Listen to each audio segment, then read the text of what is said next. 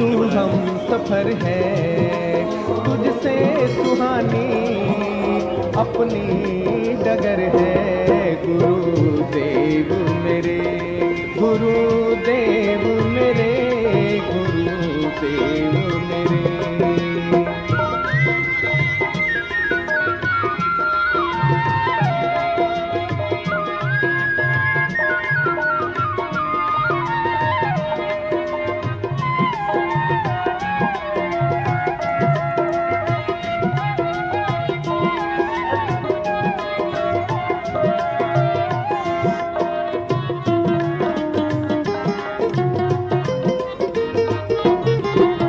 तेरे दम से चेहरों पे रौनक आई है, तू है तो ये जिंदगी मुस्कुराई है। तो हमने जो कुछ भी ये जीवन जो मानव जीवन की है, ये धर्म है, इसका सार्थक होना। हमें धर्म के साथ संलग्न रहना चाहिए और धर्म के साथ संलग्न रह करके हमें ये सत्कर्म करने चाहिए, लेकिन हम नहीं करते। क्या महान पुरुष, महान विभूतियां, महान योगी से प्रकट नहीं हुए? आज हमारे यहाँ स्वयं परमिता परमात्मा है, तो मैं कई प्रकार की उनके अंदर शक्तियां थी जो हम ये व्याख्यान नहीं दे, जो शास्त्रों के अंदर जो व्याख्या मिलती है, ऐसे भेद और अष्टांग योग की प्रकार इतनी बड़ी कृपा से और इतना बड़ा श्रेष्ठ सत्कर्म हो पा रहा है।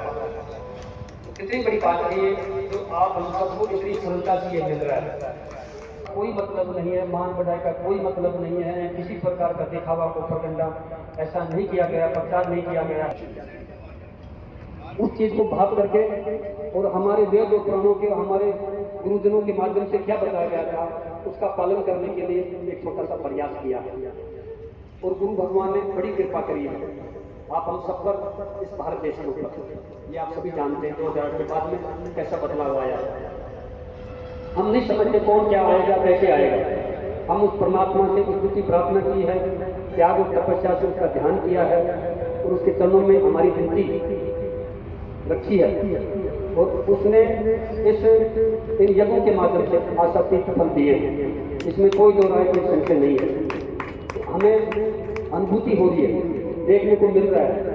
इसलिए हम कह सकते हैं कि परमात्मा को यदि सही ढंग से और सही तरीके से समझ करके और सत्कर्म किए जाए तो वो कोई भी चीज दूर नहीं है जो हमें प्राप्त नहीं है।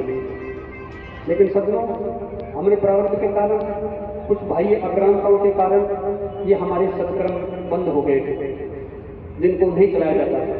और धीरे धीरे तो ये इतने सीमित हो गए थे, कुछ जाति वर्ग विशेष समूह संस्था के सीमित कर दिए गए थे।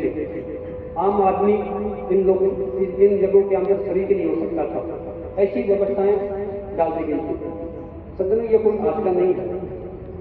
जब से इस मनुष्य जीवन का प्रादुर्भाव हुआ है, तब से इन अमन यज्ञों का विशेष महत्व है और वेदों में इसको प्रमुखता से दर्शाया गया है।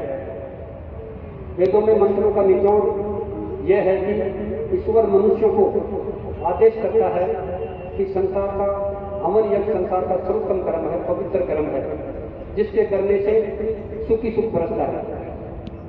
यहाँ तक ही नहीं, रामायण में भगवान श्री राम को कदम कदम पर यज्ञ करने वाला कहा गया है। महाभारत में श्री कृष्ण सब कुछ छोड़ सकते हैं, लेकिन यज्ञ हवन करना नहीं छोड़ सकते। जब वो हस्तिनापुर के लिए निकलते हैं, रास्ते में शाम होती है, अपने रथ को रोक करके पहले हवन करते हैं और सुबह कौरवों की राजसभा में हुंकार भरने से पहले यज्ञ करते हैं। और यहाँ तक ही नहीं, अभिमन्यु बलिदान जैसी भीषण घटना के बाद भी सबको साथ लेकर के पहले कुटिया में अपना यज्ञ करते हैं।